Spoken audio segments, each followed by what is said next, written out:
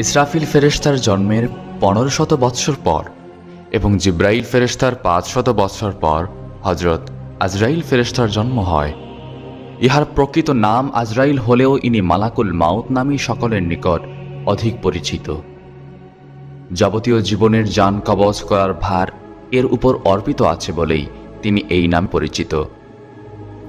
হাদিস শরীফে উল্লিখিত আছে, আজরাইল ফেরেশতার 4খানা ডানা এবং প্রত্যেক ডানায় অসংখ্য পালক আছে। প্রত্যেক পালকের অগ্রভাগে একটি মাথা, একটি মুখ ও 2টি করে চোখ আছে। দুনিয়া সৃষ্টি হতে কিয়ামত পর্যন্ত যত প্রাণী জন্মগ্রহণ করেছে এবং করবে, আজরাইল ফেরেশতা তার ঠিক তত সংখ্যক মাথা ও মুখ আছে। অবশ্য এই সকল মুখ ও মাথা তার পালকের অগ্রভাগে অবস্থিত, কিন্তু তার প্রধান মস্তক একটি। এই প্রধান মস্তকের চারিদিকে 4টি মুখ আছে। তার শরীরের প্রত্যেক পালকের 2খানা করে হাতও আছে। তিনি একই চক্ষু দ্বারা 2টি জীবের প্রতি দৃষ্টিপাত করেন না। একই হস্ত দ্বারা 2টি জীবের জান কবজ করেন না। প্রত্যেক জীবের জন্য তার পৃথক চক্ষু ও হস্ত নির্দিষ্ট আছে। কারো জান কবজ করার পর তার জন্য নির্দিষ্ট চোখ ও হাত তার শরীর হতে লুপ্ত হয়ে যায়।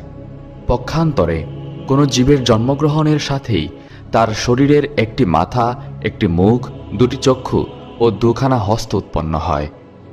এরূপে প্রত্যহ তার শরীর হতে সহস্র সহস্র মাথা ও হাত লুপ্ত হয়ে যাচ্ছে এবং নতুন মাথা ও হাত উৎপন্ন হচ্ছে।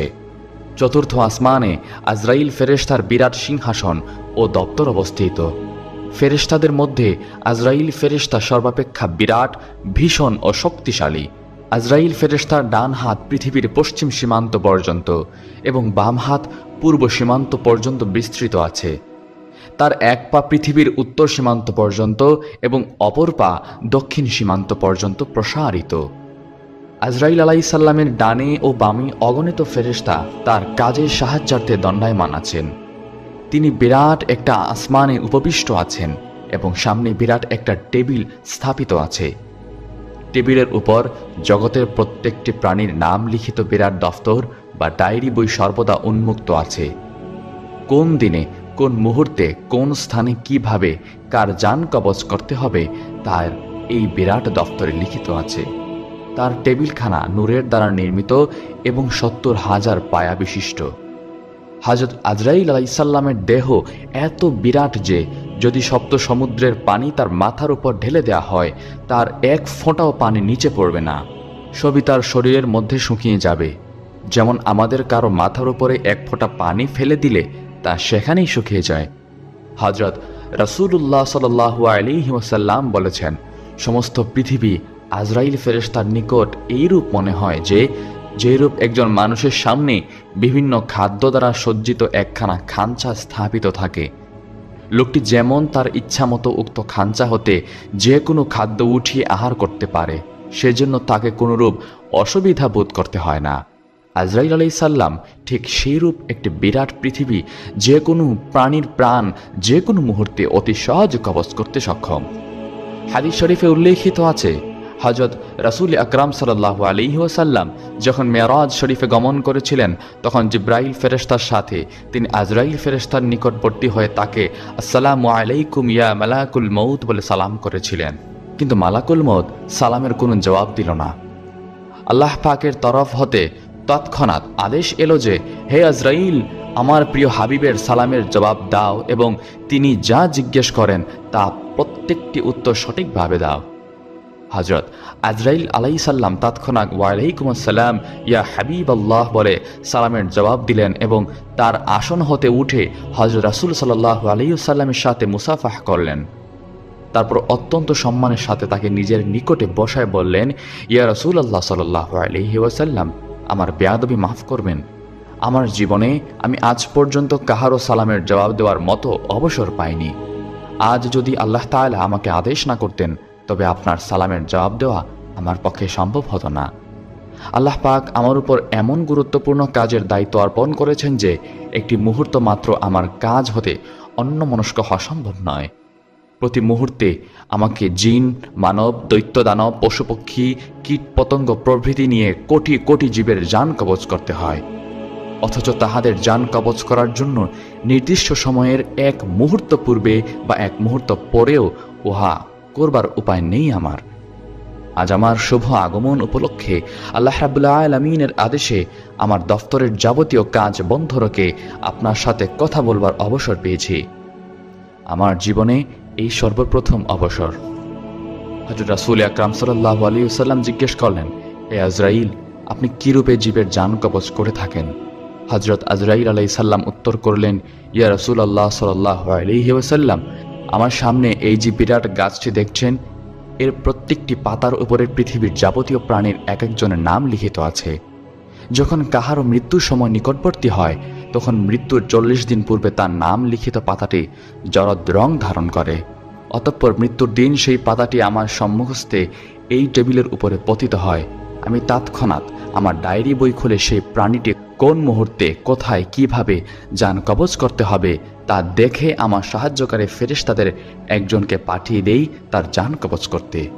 আজরাইল আলাইহিস সালাম বললেন, রূহ যে কি জিনিস আমি তা সঠিকভাবে নিজেও অবগত নেই, তবে একমাত্র বলতে পারি যে কারো জান কবজ করার পর আমার হাতের তালুতে সামান্য একটু ভার অনুভব করি। হযরত রাসূল আকরাম সাল্লাল্লাহু আলাইহি ওয়াসাল্লাম আবার জিজ্ঞেস করলেন, আপনার মাথার চারদিকে 4টি মুখ হওয়ার কারণ কি? আজরাইল আলাইহিস সালাম উত্তরে বললেন, আমার সম্মুখে মুখটি নূরের দ্বারা প্রস্তুত, এর দ্বারা মুমিন বান্দাদের জান কবজ করার আদেশ প্রদান করে থাকে। ডান দিকের মুখটি আল্লাহর ক্রোধে দ্বারা প্রস্তুত, এর দ্বারা পাপীদের জান কবজ করার আদেশ প্রদান করে থাকে। বাম দিকের মুখটি আল্লাহর গজবের দ্বারা প্রস্তুত, এর দ্বারা মুনাফিকদের জান কবজ করার আদেশ দেই। আর পিছনের মুখটি দুজখের অগ্নি দ্বারা প্রস্তুত, এর দ্বারা কাফির ও মুশরিকদের জান কবজ করার আদেশ দেই। ইয়া রাসূলুল্লাহ সাল্লাল্লাহু আলাইহি ওয়াসাল্লাম, আপনার জন্য একটি শুভ সংবাদ এই যে, যেদিন আল্লাহ তাআলা আপনাকে এই কাজের ভার অর্পণ করেছেন, সেই দিনে আমাকে নির্দেশ দিয়েছেন যে উম্মতে মুহাম্মদের জান অত্যন্ত আসানের সহিত কবজ করবে। সন্তান যেমন মায়ের স্তন পান করতে করতে ঘুমিয়ে পড়ে, তখন তার মাথা তার মুখ হতে স্তনটি টেনে বের করে নেয়, অথচ সন্তান কিছুই বুঝতে পারে না, ঠিক সেইরূপভাবে যেন প্রত্যেক উম্মতে মুহাম্মদের জান কবজ করা হয়, তারা যেন মোটেই কষ্ট অনুভব না করে। হযরত রাসূল আকরাম সাল্লাল্লাহু আলাইহি ওয়াসাল্লামের কথা শুনে অত্যন্ত খুশি হয়ে আল্লাহ তাআলার শকর স্বরূপ দুটি সিজদা করলেন। তিনি পুনরায় জিজ্ঞেস করলেন, হে ভাই আজরাইল, কখনো কারো জান কবজ করার জন্য কি আপনি আপনার এই আসন পরিত্যাগ করে নিজে উঠে গমন করেছিলেন? আজরাইল আলাইহিস সালাম উত্তরে বললেন, হ্যাঁ, আমাকে জীবনে সর্বমোট 3 বার এই আসন ত্যাগ করে নিজেকেই গমন করতে হয়েছিল। প্রথমবারে হযরত আদম আলাইহিস সালামের শরীর তৈরি করার জন্য মাটি আনতে, দ্বিতীয়বার হযরত আদম আলাইহিস সালামের জান কবজ করতে এবং তৃতীয়বার হযরত মুসা আলাইহিস সালামের জান কবজ করতে। হযরত নবী করিম সাল্লাল্লাহু আলাইহি ওয়াসাল্লাম আবার জিজ্ঞেস করলেন, হে ভাই আজরাইল, কোনো লোকের জান কবজ করার সময় কি আপনার প্রাণে ব্যথা অনুভব করেছিলেন? তিনি উত্তরে বললেন, হ্যাঁ, 2 জন লোকের জান কবজ করতে আমার প্রাণে অত্যন্ত ব্যথা লেগেছিল। তাদের মধ্যে একজন দুনিয়ার বিখ্যাত কাফের বাদশাহ সাদ্দাদ এবং অপরজন সাদ্দাদের মতো। অন্য একটি হাদিসে আছে, রাসূল আকরাম সাল্লাল্লাহু আলাইহি ওয়াসাল্লাম বলেছেন যে আল্লাহ তাআলা আরশের নিচে একটি বিরাট গাছ সৃষ্টি করেছেন। দুনিয়াতে যত সংখ্যক প্রাণী আছে, উক্ত গাছে তার সমান সংখ্যক পাতা আছে। যখন কারো পরমায়ু শেষ হতে মাত্র 40 দিন বাকি থাকে, তখন তার নামের পাতাটি মালাকুল মউতের সম্মুখস্থ টেবিলের উপরে পড়ে যায়। মালাকুল মউত তখনই তার ডায়েরি বই খুলে সেই ব্যক্তিকে ডায়েরির বই হতে মৃত বলে লিখে দেন। যদিও তার আরও 40 দিন পরমায়ু অবশিষ্ট থাকে, তথাপি সেই দিনই সে আকাশে মৃত্যু বলে ঘোষিত হয়। ঠিক তার 40 দিন পর সেই ব্যক্তি মৃত্যুমুখে পতিত হয়। রাসূল আকরাম সাল্লাল্লাহু আলাইহি ওয়াসাল্লাম বলেছেন, কোনো লোকের মৃত্যুর পর যখন তার পিতামাতা বা স্ত্রী, পুত্রকন্যা প্রভৃতি চিৎকার করে ক্রন্দন ও মাতম করতে থাকে, তখন মালাকুল মউত অদৃশ্য থেকে তাকে সম্বোধন করে বলতে থাকেন, হে মাতমকারী, তুমি কার উপরে এত ক্রোধ ও অসন্তুষ্ট প্রকাশ করছো? যদি আল্লাহর প্রতি তুমি এরূপ ক্রোধ প্রকাশ করো, তবে তাতে তোমার কোনো লাভ নেই তো, বরং এই ক্রোধ ও অসন্তুষ্টি তোমাকে গুনাহগার করে আল্লাহর গজবের দিকে টেনে নিয়ে যাবে। আর যদি আমার উপর তুমি অসন্তুষ্ট হয়ে থাকো, তবে সেটাও তোমার নিতান্ত বোকামি, কারণ আমি নিজের ইচ্ছামতো কোনো কাজ করি না। আমার পালনকর্তার আদেশ প্রতিপালন করাই আমার একমাত্র কাজ। আমি সেই সর্বশক্তিমান আল্লাহর কসম করে বলছি, একমাত্র এই ব্যক্তির জন্য নির্দিষ্ট খাদ্যের একটি দানা বাকি থাকতে ইহাকে দুনিয়া হতে উঠিয়ে নেইনি, সুতরাং আমার প্রতি ক্রোধ করারও কোনো কারণ নেই। মৃত্যুর ফেরেশতা মালাকুল মউত, যার দায়িত্ব হচ্ছে মানুষের রূহ কবজ করা। আল্লাহ তাআলা যার মৃত্যু যেখানে সাব্যস্ত করেছেন সেখানেই হবে, এটাই আল্লাহর বিধান। মৃত্যু নিয়ে বিস্ময়কর একটি ঘটনা সংঘটিত হয়েছিল হযরত সুলাইমান আলাইহিস সালামের যুগে। সেই ঘটনায় মৃত্যুর ফেরেশতা বিস্ময়ে হতবাক হয়ে যান। হযরত সুলাইমান আলাইহিস সালাম নিজের এক মন্ত্রীর সঙ্গে কথাবার্তা বলছিলেন। এমন সময় খুব সুন্দর চেহারা ও দামি পোশাক পরিহিত এক ব্যক্তি সুলাইমান আলাইহিস সালামের মজলিসে প্রবেশ করল এবং সে কিছুক্ষণ বসার পর চলে গেল। তার যাওয়ার পরে মন্ত্রী সুলাইমান আলাইহিস সালামকে জিজ্ঞেস করলেন, হে আল্লাহর নবী, এই মাত্র আপনার কাছে যে লোকটি এসেছিল ওই ব্যক্তি কে? হযরত সুলাইমান আলাইহিস সালাম বললেন, আমার কাছে আসা ব্যক্তি ছিলেন মৃত্যুর ফেরেশতা মালাকুল মউত। এ কথা শুনে মন্ত্রীর চেহারা ফ্যাকাশে হয়ে গেল এবং সে কাঁপতে শুরু করল আর বলল যে, হে নবী হযরত, অনুগ্রহ করে আমার জন্য বাতাসকে হুকুম দিন, বাতাস যেন আমাকে হিন্দুস্তানে অর্থাৎ সেখান থেকে অনেক দূরে পৌঁছে দেয়, কারণ আমার জন্য এটি অসম্ভব যে যেখানে মৃত্যুর ফেরেশতা বসে আছে সেখানে আমি বসে থাকি। এটা আমার পক্ষে একেবারে অসম্ভব। হযরত সুলাইমান আলাইহিস সালাম মন্ত্রীর আবেদন মঞ্জুর করলেন। মন্ত্রীকে দীর্ঘ দূরত্বে হিন্দুস্তান পৌঁছে দেওয়ার জন্য বাতাসকে নির্দেশ দিলেন। বাতাস পয়গাম্বরের নির্দেশ পালনে তাকে নির্ধারিত গন্তব্যে পৌঁছে দেন। মন্ত্রী সেখান থেকে হিন্দুস্তান চলে যাওয়ার পর মালাকুল মউত আবার উপস্থিত হল। তিনি হযরত সুলাইমান আলাইহিস সালামকে জিজ্ঞাসা করলেন, আপনার মন্ত্রী কোথায়? মালাকুল মউতকে জানানো হলো, আপনার ভয়ের কারণে বাতাসের সাহায্যে মন্ত্রীকে মৃত্যুর নির্ধারিত স্থানে হিন্দুস্তানে পৌঁছে দেওয়া হয়েছে।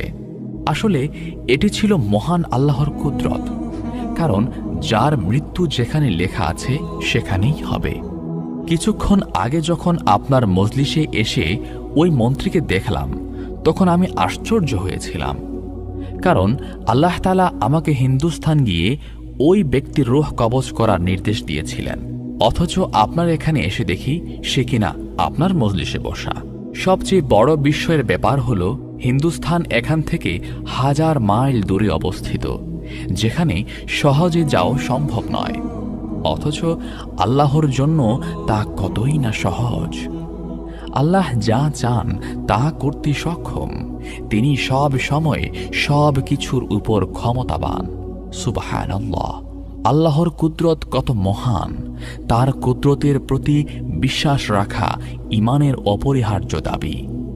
কোরআনের এই আয়াত মুমিন মুসলমানের জন্য সতর্কতা অবলম্বন ও তার কুদরতের প্রতি বিশ্বাস স্থাপনের অনুপ্রেরণা লাভের অন্যতম মাধ্যম। তা হল, তোমরা যেখানেই থাকো না কেন, মৃত্যু কিন্তু তোমাকে পাকড়াও করবেই। যদি তোমরা সুদৃঢ় দুর্গের ভেতরেও অবস্থান করো তবুও। বস্তুত তাদের কোনো কল্যাণ সাধিত হলে তারা বলে যে এটা সাধিত হয়েছে আল্লাহর পক্ষ থেকে, আর যদি তাদের কোনো অকল্যাণ হয় তবে বলে এটা হয়েছে তোমার পক্ষ থেকে। এই সবই আল্লাহর পক্ষ থেকে। পক্ষান্তরে তাদের পরিণতি কি হবে যারা কখনো কোনো কথা বুঝতে চেষ্টা করে না। সূরা নিসা আয়াত ৭৮। আল্লাহ মহান, তিনি সব কিছু থেকে পবিত্র, সর্বময় ক্ষমতার অধিকারী। তিনি চাইলেই সব সম্ভব।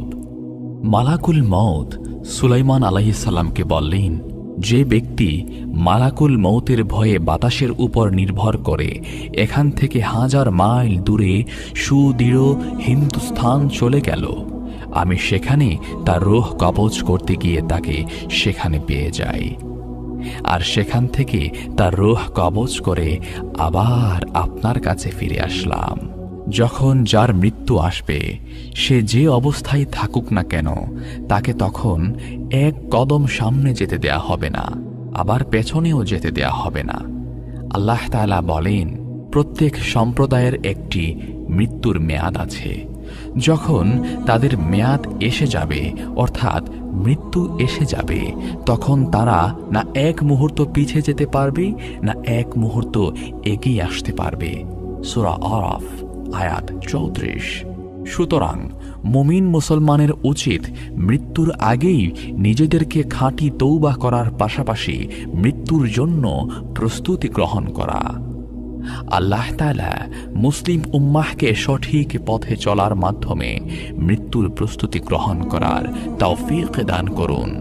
আল্লাহর ক্ষমতা ও কর্তৃত্বের উপর যথাযথ আস্থা এবং বিশ্বাস রাখার তৌফিক দান করুন। আমিন। আসসালামু আলাইকুম ওয়া রাহমাতুল্লাহ। কেমন আছেন সবাই? আশা করছি আল্লাহ তাআলার অশেষ রহমতে ভালো আছেন। আল্লাহ তাআলা বলেন, পৃথিবীর সব প্রাণী মৃত্যুর স্বাদ গ্রহণ করতে হবে।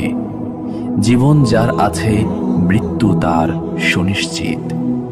আর দুনিয়াতে সবচেয়ে কষ্টদায়ক হচ্ছে মানুষের মৃত্যু। কারো আপনজনের মৃত্যুতে স্বজনের বিয়োগ ব্যথাই নয়, বরং মৃত্যুবরণকারী ব্যক্তিও প্রচণ্ড শারীরিক কষ্টের সম্মুখীন হয়।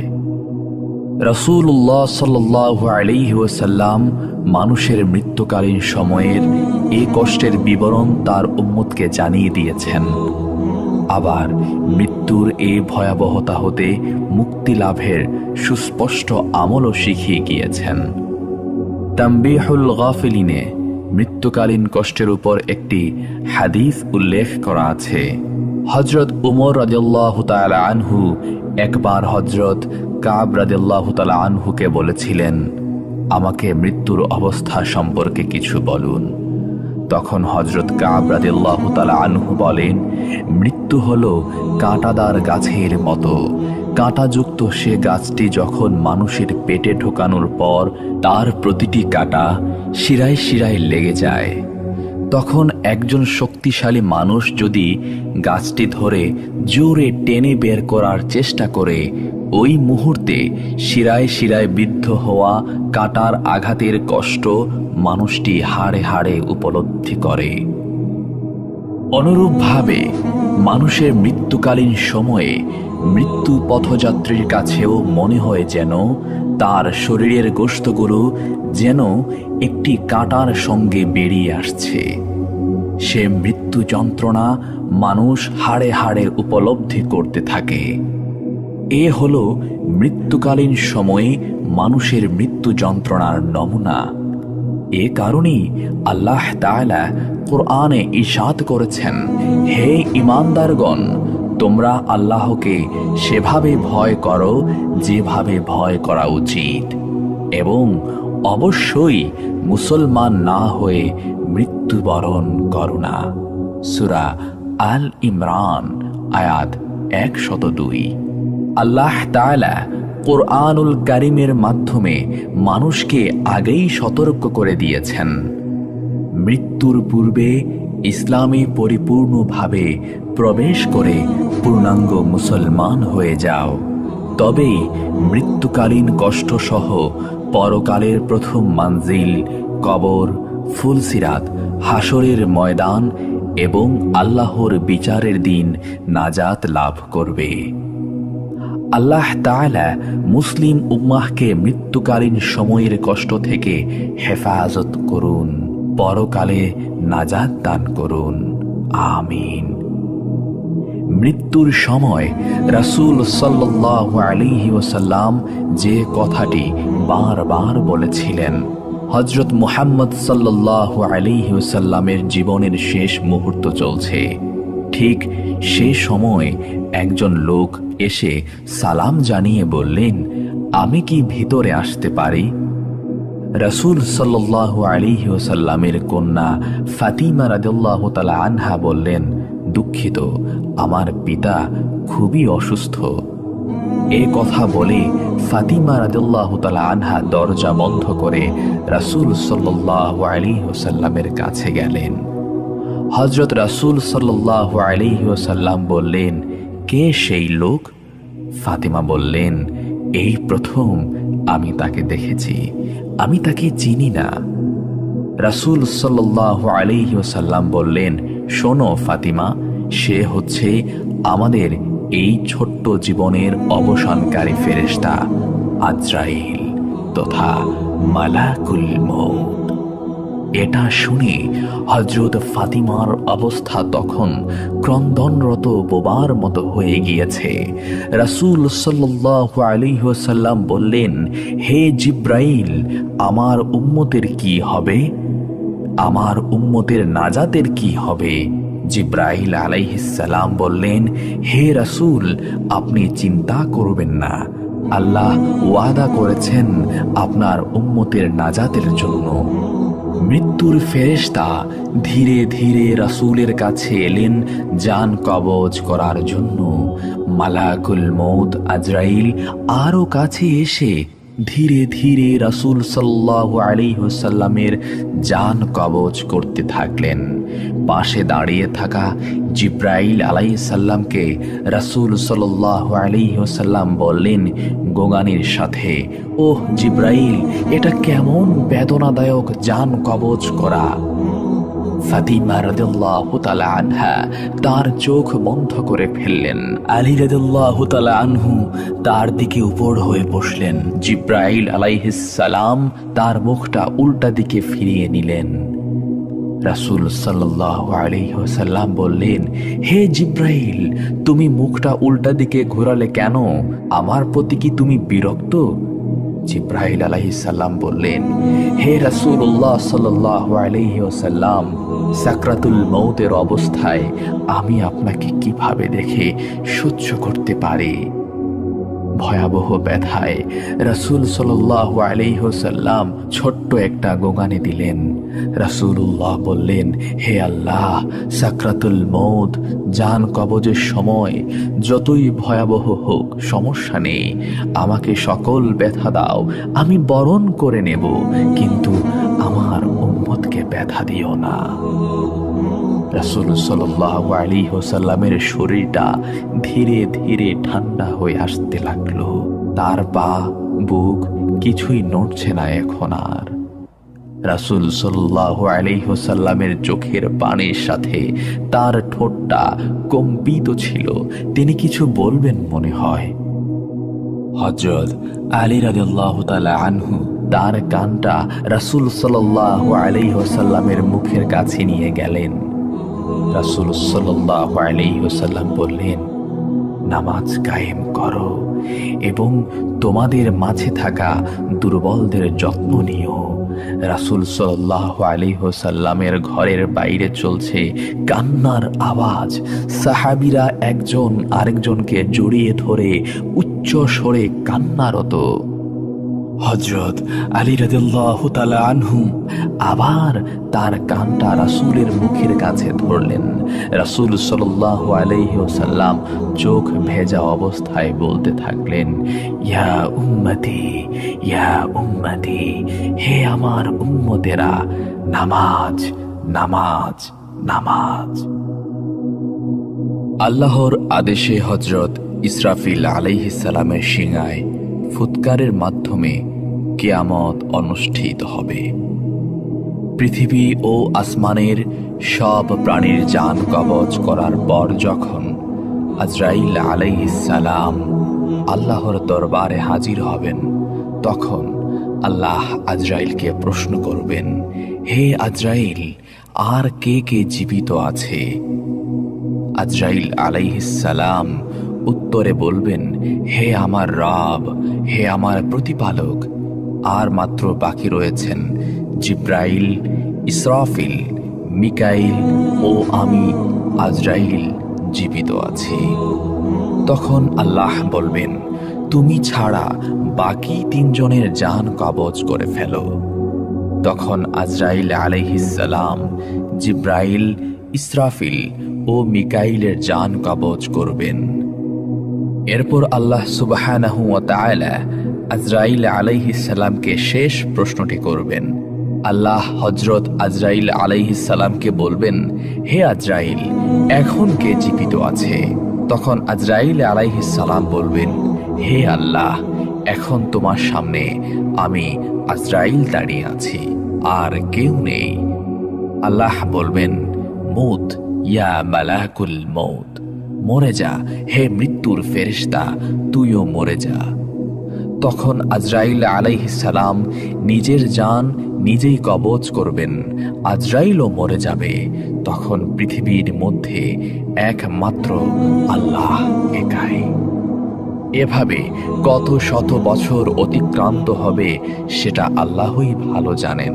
কেয়ামতের পর হাসরের মাঠে যখন বিচারক আল্লাহ পৃথিবীর সব বিচারক, উকিল, মুক্তার, রাজা বাদশাহ, স্বৈরাচার, জুলুমবাজ, শাসক তখন তার সামনে আসামির মতো উপস্থিত হবে।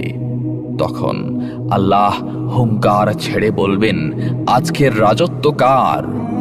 সূরা আল মুমিনে 16 নং আয়াতে আল্লাহ তাআলা বলেন, সেটি এমন দিন যখন সব মানুষের সবকিছু প্রকাশ হয়ে পড়বে। আল্লাহর কাছে তাদের কোনো কথাই গোপন থাকবে না। সেদিন ঘোষণা দিয়ে জিজ্ঞেস করা হবে, আজ রাজত্ব কার? সব সৃষ্টি বলে উঠবে, একমাত্র আল্লাহর, যিনি কাহ্হার। এই আয়াতের ব্যাখ্যায় বলা হয়েছে, শেষ বিচারের সাক্ষাৎ ও সমাবেশের দিন দ্বিতীয় ফুকের পরে হবে। দ্বিতীয় ফুৎকারের পরে নতুন ভূপৃষ্ঠ সমতল করে দেয়া হবে, যাতে কোনো আড়াল থাকবে না। দ্বিতীয় ফুকের মাধ্যমে সব কিছু পুনরুজ্জীবিত হওয়ার পরে তা বাস্তবায়িত হবে। কিন্তু একটি হাদিসে এসেছে, কিয়ামতের প্রারম্ভে আহ্বানকারী আহ্বান করে বলবেন, হে লোক সব, তোমাদের কিয়ামত এসেছে। তখন জীবিত মৃত সবাই শুনতে পাবে। আর আল্লাহ প্রথম আসমানে নেমে এসে বলবেন, আজকের দিনে কার রাজত্ব? একমাত্র পরাক্রমশীল আল্লাহর জন্যই। তাছাড়া অন্য বর্ণনা থেকে জানা যায় যে আল্লাহ তাআলা এই উক্তি তখন করবেন যখন প্রথম ফুকের পর সমগ্র সৃষ্টি ধ্বংস হয়ে যাবে, আর জিব্রাইল, মিকাইল, ইসরাফিল প্রমুখ নৈকট্যশীল ফেরেশতাগণও মারা যাবে এবং আল্লাহর সত্তা ছাড়া কোনো কিছুই অবশিষ্ট থাকবে না।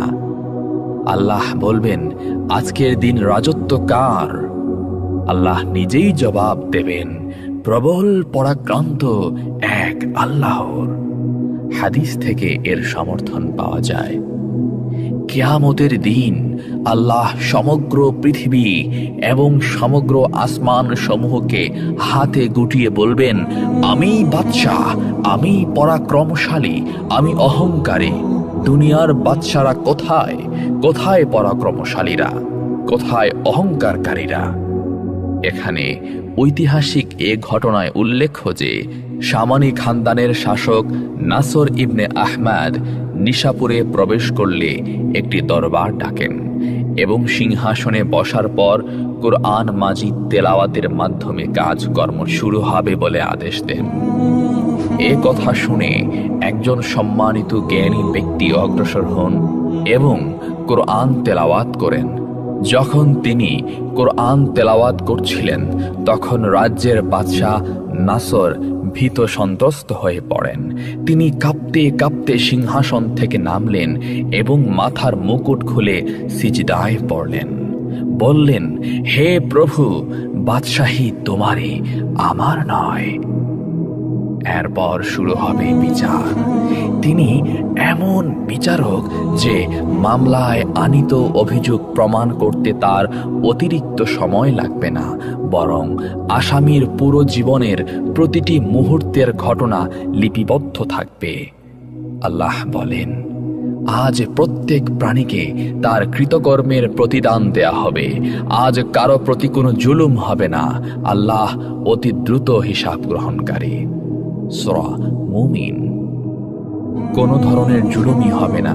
আয়াতে এই অংশের ব্যাখ্যায় তাফসীরের কিতাবে লেখা হয়েছে, প্রকাশ থাকে যে প্রতিদানের ক্ষেত্রে জুলুমের কয়েকটি রূপ হতে পারে। 1. প্রতিদানের অধিকারী ব্যক্তিকে প্রতিদান না দেয়া, 2 সে যতটা প্রতিদান লাভের উপযুক্ত তার চেয়ে কম দেয়া। 3 শাস্তিযোগ্য না হলেও শাস্তি দেয়া। 4 যে শাস্তির উপযুক্ত তাকে শাস্তি না দেয়া।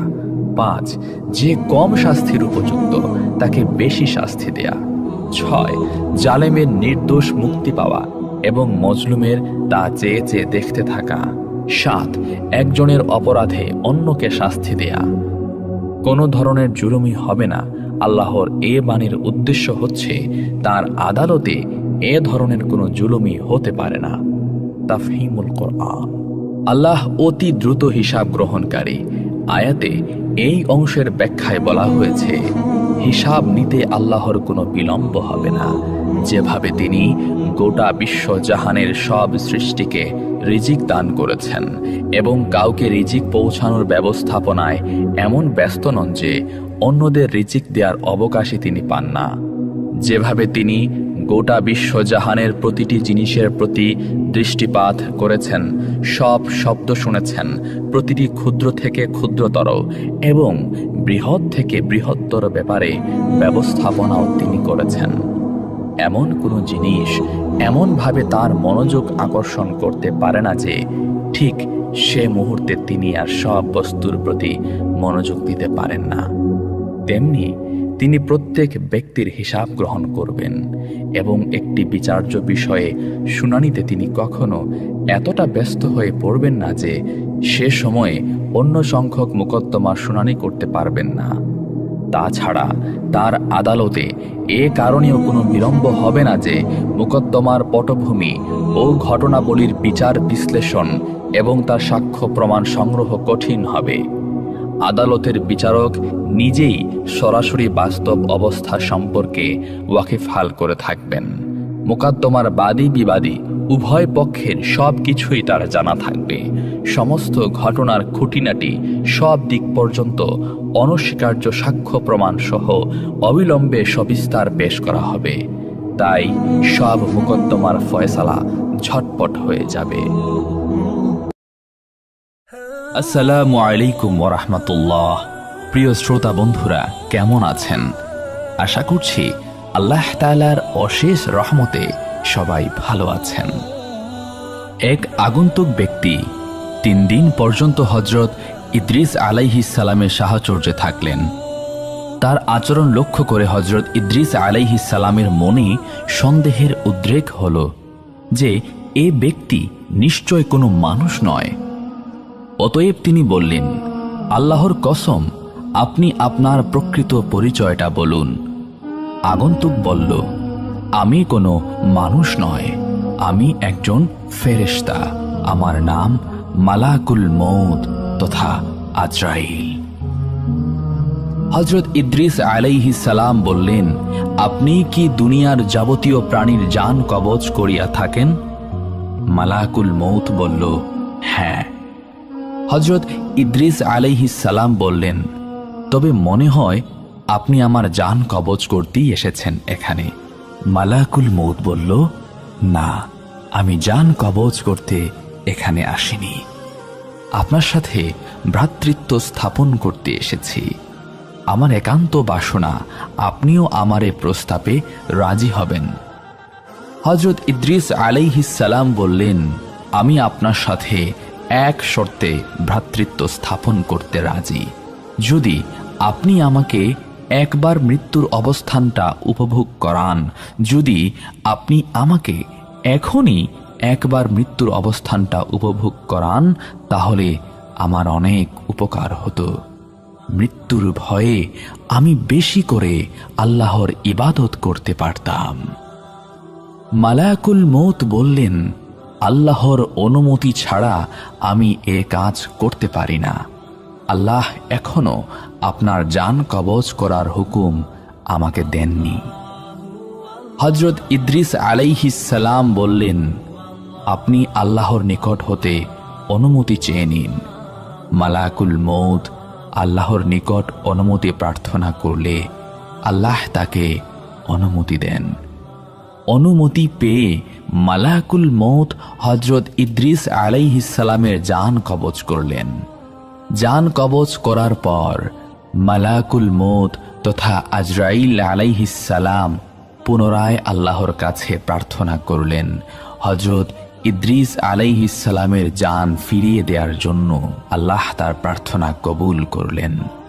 অতঃপর ফেরেশতা আজরাইল আলাইহিস সালাম হযরত ইদ্রিস আলাইহিস সালামকে জিজ্ঞাসা করলেন, ভাই ইদ্রিস, জান কবজ করার সময় আপনার কি রূপ লেগেছিল? হযরত ইদ্রিস আলাইহিস সালাম বললেন, কোনো জীবিত প্রাণীর শরীরের চামড়া মাথা হতে পা পর্যন্ত খসে খসে তুলে ফেললে প্রাণীটির যেরূপ কষ্ট হয় আমারও সেরূপ কষ্ট হয়েছে। মালাকুল মউত বললেন, ভাই ইদ্রিস, আমি আজ পর্যন্ত যত জান কবজ করেছি এত সহজে কারো জান কবজ করিনি। হযরত ইদ্রিস আলাইহিস সালাম হযরত আজরাইল আলাইহিস সালামকে বললেন, আমার মনে দোজখ দেখার খুব স্বাদ জেগেছে। যদি আপনি আমাকে দোজখ দেখাতেন তবে আমি দোজখের ভয়ে ইবাদত বন্দেগীতে আরো বেশি মনোযোগী হতে পারতাম। মালাকুল মউত তাকে দোজখ দেখাতে দোজখের দরজায় নিয়ে গেলেন। তিনি দোজখ দেখার পর বললেন, ভাই আজরাইল আলাইহিস সালাম, আমার মনে বেহেশত দেখার বড়ই স্বাদ জেগেছে। যদি আপনি আমার এই স্বাদটি পূরণ করতেন তাহলে আপনার প্রতি চিরকৃতজ্ঞ থাকতাম।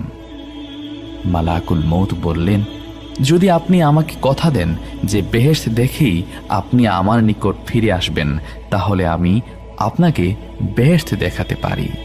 হযরত ইদ্রিস আলাইহিস সালাম তাতে রাজি হলে মালাকুল মউত তাকে বেহেশত দেখাতে নিয়ে গেলেন। বেহেশতের দরজায় আসলে হযরত ইদ্রিস আলাইহিস সালাম তার পায়ের জুতা খুলে বেহেশতে প্রবেশ করলেন। তিনি কিছু সময় বেহেশতে ঘোরাফেরা করলেন। এরপর তিনি মালাকুল মউতের কাছে ফিরে এসে নিজের প্রতিশ্রুতি রক্ষা করলেন। পরক্ষণে তিনি এক দৌড়ে আবার বেহেশতে ঢুকে গেলেন। মালাকুল মউত তাকে ডেকে বলল, ভাই ইদ্রিস, আপনি আবার বেহেশতে ঢুকলেন কেন? তাড়াতাড়ি বেরিয়ে আসুন, আমি আপনাকে আবার পৃথিবীতে পৌঁছে দেব। হযরত ইদ্রিস আলাইহিস সালাম বেহেশতের ভেতর থেকে জবাব দিলেন, ভাই আজরাইল, আল্লাহ তাআলা এরশাদ করেছেন প্রত্যেক প্রাণী একবার মৃত্যুর স্বাদ গ্রহণ করবে এবং একবার দোজখ না দেখে বেহেশতে যেতে পারবে না। আমি তো একবার মৃত্যুর স্বাদ গ্রহণ করলাম এবং দোজখও দেখলাম, তারপর বেহেশত হতে বের হয়ে আপনাকে দেয়া প্রতিশ্রুতিও রক্ষা করলাম।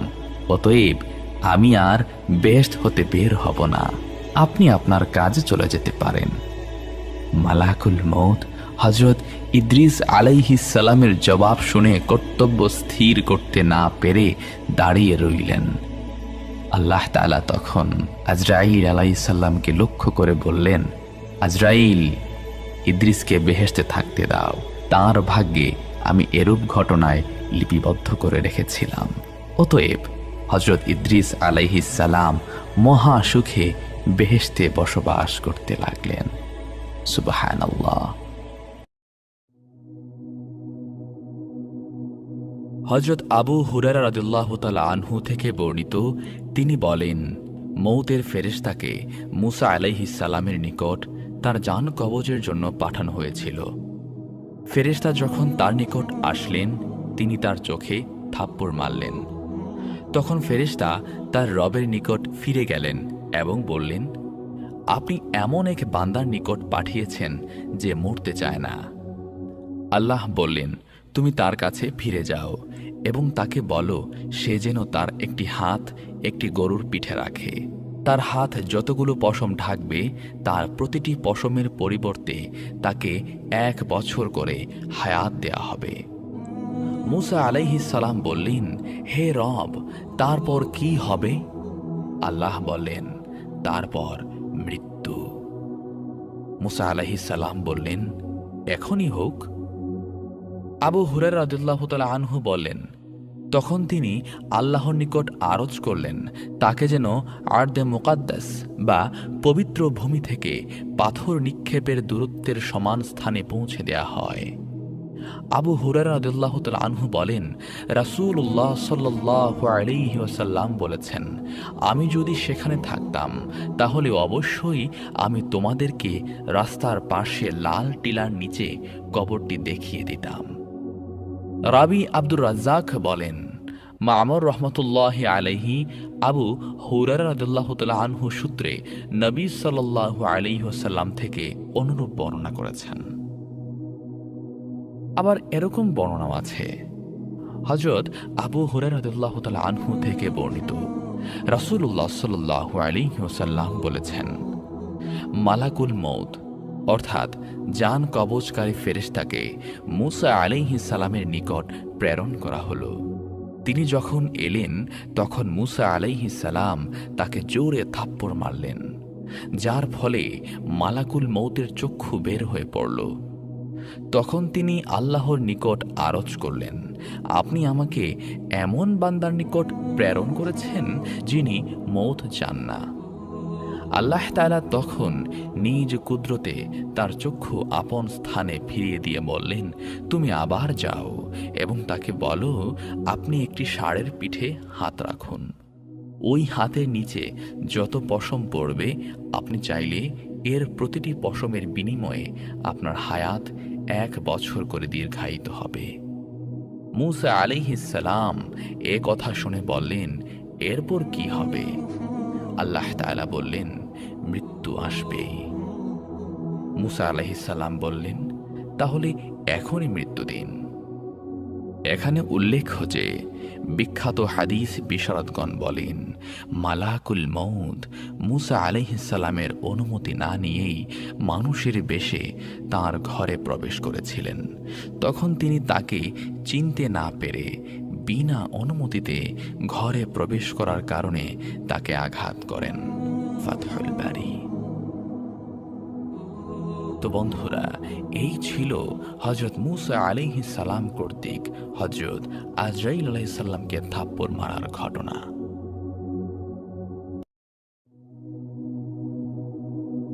আসসালামু আলাইকুম ওয়া রাহমাতুল্লাহ। আশা করছি দর্শক শ্রোতা বন্ধুরা আপনারা সবাই আল্লাহ তাআলার অশেষ রহমতে ভালোই আছেন।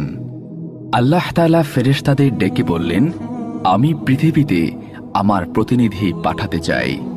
ফেরেশতারা বলল, হে আল্লাহ, আপনি কি এমন কাউকে দুনিয়াতে পাঠাবেন যারা সেখানে দাঙ্গা হাঙ্গামা করবে এবং রক্তপাত ঘটাবে, অথচ আমরা আপনার নিরন্তর গুণকীর্তন করছি? আল্লাহ বললেন, নিঃসন্দেহে আমি জানি যা তোমরা জানো না। এরপর মহান আল্লাহ জিব্রাইল আলাইহিস সালামকে হুকুম করলেন পৃথিবীর বুক থেকে মাটি সংগ্রহ করে আনার জন্য। জিব্রাইল আলাইহিস সালাম আসমান থেকে ধরায় নামলেন, মাটিকে বললেন, মহান আল্লাহ পৃথিবীতে তার প্রতিনিধি পাঠাবেন আর তাকে সৃষ্টি করবেন মাটি দিয়ে। আল্লাহ আমাকে হুকুম করেছেন তোমার বুক থেকে কিছু মাটি নিয়ে যাওয়ার জন্য। মাটি কান্নাকাটি শুরু করল, বলল, আদম সন্তান অতিশয় পাপাচারী আর গুনাহগার হবে, এই কারণে তারা অধিকাংশ সংখ্যক জাহান্নামে যাবে।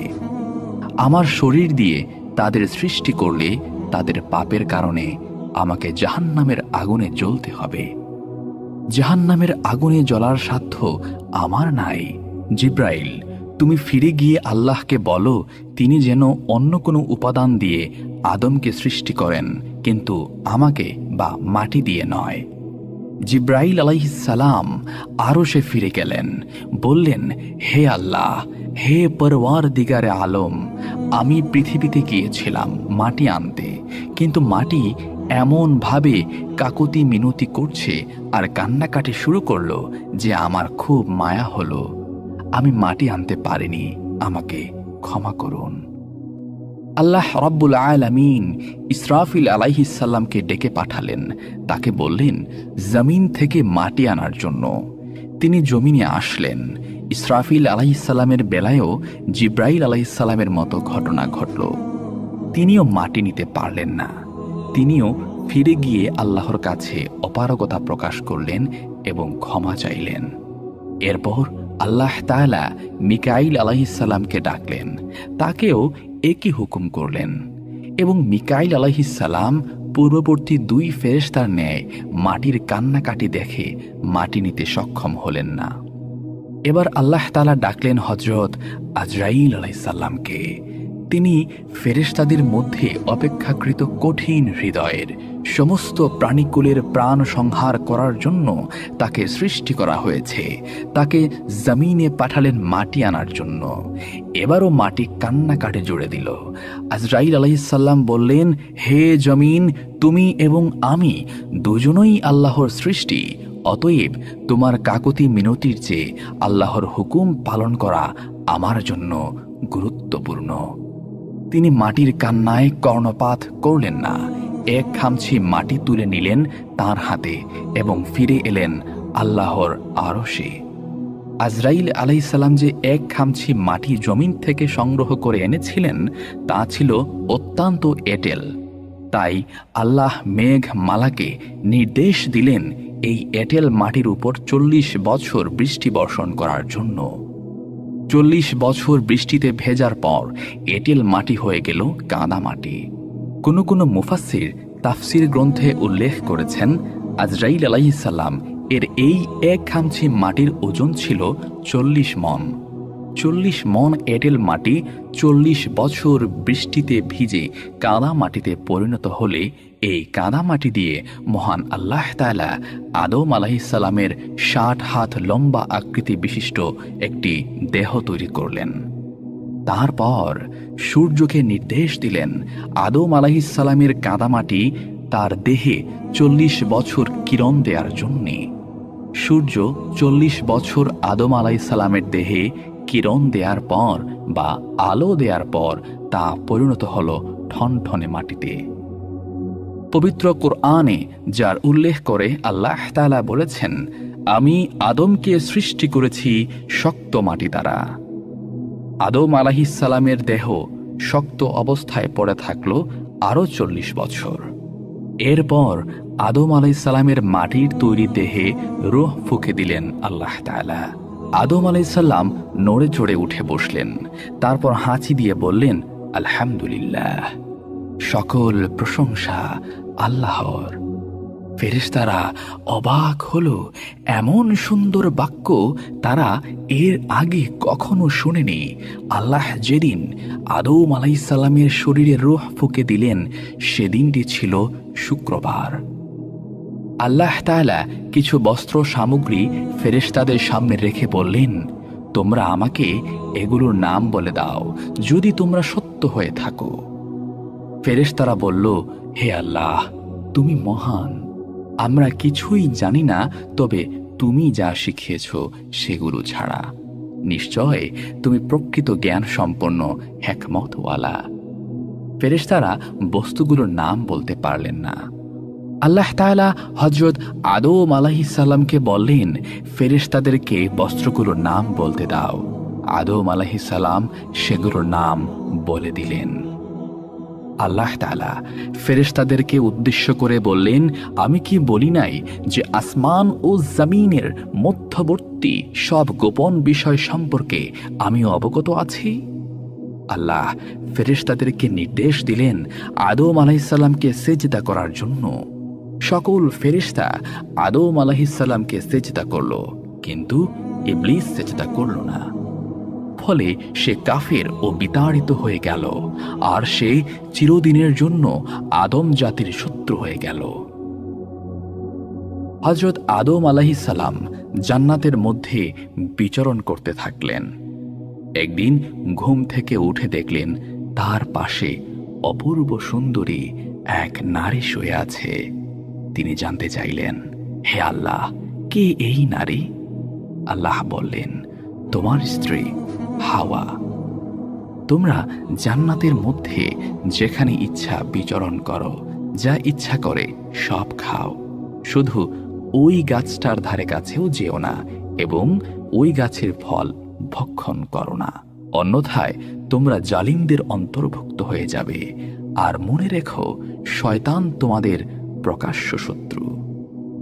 আদম আলাইহিস সালাম এবং হাওয়া আলাইহিস সালাম জান্নাতে সুখে স্বাচ্ছন্দ্যে বিচরণ করছিলেন, আর ইবলিস যে আদমকে সেজদা না করার জন্য বিতাড়িত হয়েছে, সেই আদমকে পথভ্রষ্ট করার জন্য সে কৌশল খুঁজছিল।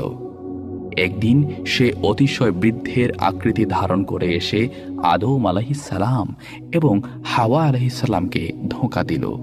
সে তাদের উভয়কে বলল, এই গাছটার ফল অত্যন্ত উপকারী। তোমরা যদি এই ফল খাও তাহলে তোমরা চিরস্থায়ীভাবে জান্নাতে থাকতে পারবে, তোমাদের মর্যাদা আরও বৃদ্ধি হবে। হযরত আদম আলাইহিস সালাম আল্লাহর দেয়া সতর্ক বার্তা বেমালুম ভুলে গেলেন। ইবলিসকে ফেরেশতা মনে করে তারা উভয়ে তার কথা বিশ্বাস করে ওই গাছের ফল ভক্ষণ করলেন। সঙ্গে সঙ্গে তাদের শরীর থেকে জান্নাতি পোশাক খুলে পড়ে গেল। তারা গাছের পাতা দিয়ে নিজের শরীর ঢাকার চেষ্টা করলেন। আওয়াজ আসলো, হে আদম, আমি কি তোমাকে সতর্ক করিনি যে ওই গাছের ধারে কাছেও যেও না? আমি কি বলিনি যে শয়তান তোমাদের প্রকাশ্য শত্রু? আদম আলাইহিস সালাম বুঝতে পারলেন তিনি শয়তানের ধোঁকায় পড়ে আল্লাহর হুকুম অমান্য করেছেন। তাই তিনি সেজদায় লুটিয়ে পড়লেন এবং আল্লাহর কাছে ক্ষমা প্রার্থনা করলেন। আল্লাহ বললেন, তোমরা নিষিদ্ধ গাছের ফল খেয়ে সীমালঙ্ঘন করেছ, তোমরা জান্নাতে থাকার অধিকার হারিয়েছ। তোমরা পৃথিবীতে নেমে যাও, সেখানে তোমাদের কিছু কাল অবস্থান করতে হবে। আর আমার পক্ষ থেকে যদি কোনো হুকুম পৌঁছে, তবে যে ব্যক্তি আমার হুকুম মেনে চলবে তাকে না শয়তান ধোঁকা দিতে পারবে, না তাদের কোনো ভয় ভীতি থাকবে। হযরত আদম আলাইহিস সালাম এবং হাওয়া আলাইহিস সালামকে নামিয়ে দেয়া হলো পৃথিবীতে। হযরত আদম আলাইহিস সালামকে নামানো হলো বর্তমান শ্রীলঙ্কার কলম্বো থেকে অনতি দূরে একটি পাহাড়ে, যেটি অ্যাডামস পিক নামে পরিচিত, যেখানে আকৃতিতে অনেক বড় এবং বহু পুরনো একটি পায়ের ছাপ রয়েছে। ঐতিহাসিকগণ বিভিন্নভাবে প্রমাণ করার চেষ্টা করেছেন যে এইটাই আমাদের আদি পিতা হযরত আদম আলাইহিস সালামের ফুটপ্রিন্ট। হযরত হাওয়া আলাইহিস সালামকে নামানো হয়েছিল সৌদি আরবের জেদ্দায়। হযরত আদম আলাইহিস সালাম এবং হাওয়া আলাইহিস সালামকে যেদিন জান্নাত থেকে পৃথিবীতে নামিয়ে দেওয়া হয়, সে দিনটি ছিল শুক্রবার। জনমানবহীন পৃথিবীতে দুটি মাত্র মানুষ দুজনকে খুঁজতে লাগলেন, আর ইতিপূর্বে জান্নাতে তাদের কৃত ভুলের জন্য আল্লাহর কাছে ক্ষমা প্রার্থনা করতে থাকলেন। বর্ণিত আছে, হযরত আদম আলাইহিস সালাম তার কৃত ভুলের জন্য একাধারে 350 বছর আল্লাহর কাছে কান্নাকাটি করেছেন। আরও বর্ণিত আছে, হযরত আদম আলাইহিস সালাম আল্লাহর কাছে ক্ষমা প্রার্থনাকালে যে পরিমাণ অশ্রু ঝরিয়েছেন, কিয়ামত পর্যন্ত আগত সমস্ত মানুষের চোখের পানি একত্র করলেও তার সমমান হবে না। সুবহানাল্লাহ। অবশেষে মহান আল্লাহ তাআলা হযরত আদম আলাইহিস সালামের প্রতি করুণার ভরে লক্ষ্য করলেন। বললেন, হে আদম, আমি কিছু বাক্য শিখিয়ে দিব। সেসব বাক্যের মাধ্যমে প্রার্থনা করলে আমি তোমাকে ক্ষমা করে দেব। আল্লাহ তাআলা আদম আলাইহিস সালামকে শিখিয়ে দিলেন, বলো, রব্বানা যালামনা আনফুসানা ওয়া ইল্লাম তাগফির লানা ওয়া তারহামনা লানাকুনান্না মিনাল খাসিরিন। হযরত আদম আলাইহিস সালাম মহান আল্লাহর শিখানো বাক্যের মাধ্যমে আল্লাহর কাছে মাফ চাইলেন এবং তওবাহ করলেন। অতঃপর আল্লাহ তাআলা তাকে ক্ষমা করে দিলেন। সুবহানাল্লাহ। আল্লাহ তাআলা যেদিন হযরত আদম আলাইহিস সালামের তওবা কবুল করেছিলেন, সে দিনটিও ছিল শুক্রবার। হযরত আদম আলাইহিস সালাম এবং হাওয়া আলাইহিস সালাম দুজন দুজনকে খুঁজতে খুঁজতে আরাফাত ময়দানে তাদের সাক্ষাৎ হয়। তারা আল্লাহর কাছে শুকরিয়া আদায় করলেন। অতঃপর তারা সংসার শুরু করলেন। পৃথিবীতে একটি মাত্র মানুষ জানতেন যে তিনি কতদিন বাঁচবেন। হযরত আদম আলাইহিস সালামকে আল্লাহ বলে দিয়েছিলেন, তুমি পৃথিবীতে 1000 বছর বাঁচবে। এ ব্যাপারে হাদিসে একটি মজার ঘটনা উল্লেখ আছে। জান্নাতের মধ্যে একবার আদম আলাইহিসসালামের সামনে কিছু রূহকে হাজির করা হলো। হযরত আদম আলাইহিসসালাম জানতে চাইলেন, ইয়া আল্লাহ, এরা কারা? আল্লাহ বললেন, এরা তোমার সন্তান, যারা তোমার পরে পৃথিবীতে আসবে। আদম আলাইহিসসালাম বললেন, ওই যে রূহটা দেখা যায় ও কে? আল্লাহ তাআলা বললেন, ও তোমার সন্তান দাউদ, সেও নবী হয়ে পৃথিবীতে আসবে। আদম আলাইহিসসালাম বললেন, দাউদ কতদিন পৃথিবীতে বাঁচবে? আল্লাহ তাআলা বললেন, 40 বছর।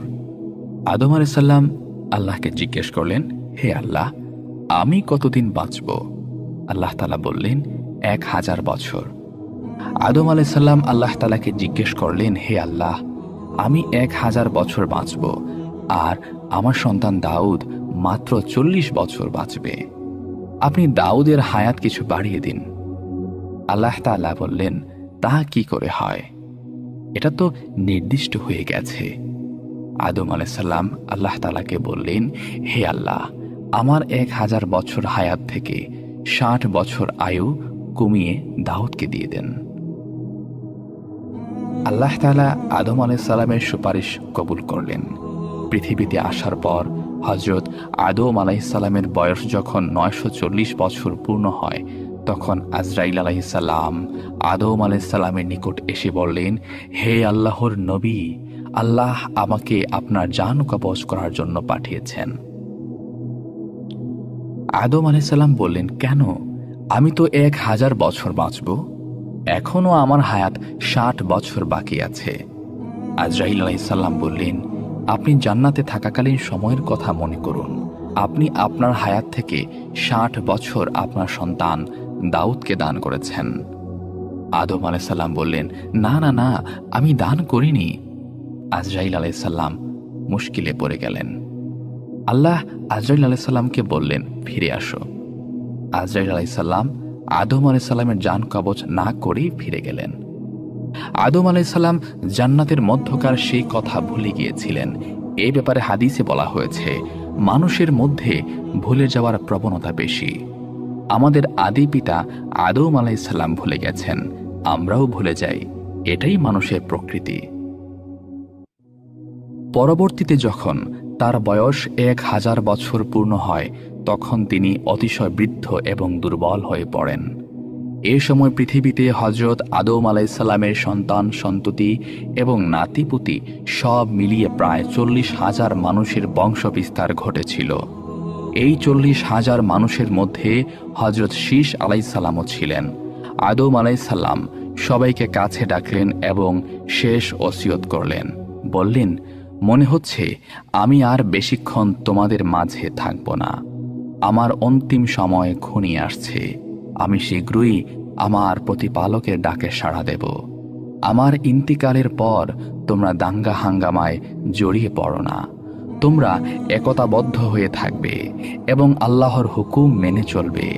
সর্বক্ষেত্রে তোমরা তোমাদের ভাই শীস আলাইহিসসালামের পরামর্শ এবং নির্দেশ মেনে চলবে, কেননা সে হচ্ছে আল্লাহর মনোনীত এবং প্রিয় বান্দা। আমি তাকে আমার স্থলাভিষিক্ত করে যাচ্ছি। আদম আলাইহিসসালামের সকল সন্তান এই বলে প্রতিশ্রুতি দিল যে তার ইন্তেকালের পর তারা ঝগড়া বিবাদ করবে না এবং আল্লাহর হুকুম মেনে চলবে। এর কিছুক্ষণ পর হযরত আজরাইল আলাইহিসসালাম এসে উপস্থিত হলেন এবং আদম আলাইহিসসালামকে সালাম করলেন। আদম আলাইহিসসালাম তার সন্তানদের বললেন, তোমরা একটু ঘর থেকে বেরিয়ে যাও, আমি আগত মেহমানের সাথে একান্তে কথা বলতে চাই। সন্তানরা সবাই বেরিয়ে গেল ঘর থেকে। আজরাইল আলাইহিসসালাম বললেন, হে আল্লাহর নবী, আল্লাহ আমাকে আপনার রূহ কবজ করার জন্য প্রেরণ করেছেন। আদম আলাইহিসসালাম বললেন, আমি আমার রবের সাথে সাক্ষাৎ করার জন্য ব্যাকুল হয়ে আছি। আমি শীঘ্রই আমার রবের সাথে সাক্ষাৎ লাভের ইচ্ছা পোষণ করছি। আজরাইল আলাইহিসসালাম হযরত আদম আলাইহিসসালামের জান কবজ করে নিয়ে গেলেন। আদম আলাইহিসসালামের মৃত্যুর পর হাওয়া আলাইহিসসালাম এবং তার সন্তানগণ কান্নায় ভেঙে পড়ল। তারা শোকে হতবিহ্বল হয়ে পড়ল। এরপর মৃত ব্যক্তি সৎকার নিয়ে একটি সমস্যা দেখা দিল, কেননা তখন পর্যন্ত মৃত ব্যক্তি সৎকারের ব্যাপারে কোনো বিধান কার্যকর করা হয়নি। উপরন্তু এটা ছিল মানব ইতিহাসে প্রথম প্রকাশ্য মৃত্যু। যেহেতু এটি প্রথম প্রকাশ্য মৃত্যু ছিল, তাই এই সৎকারের ব্যাপারে একটি সংকট দেখা দিল। এর পূর্বে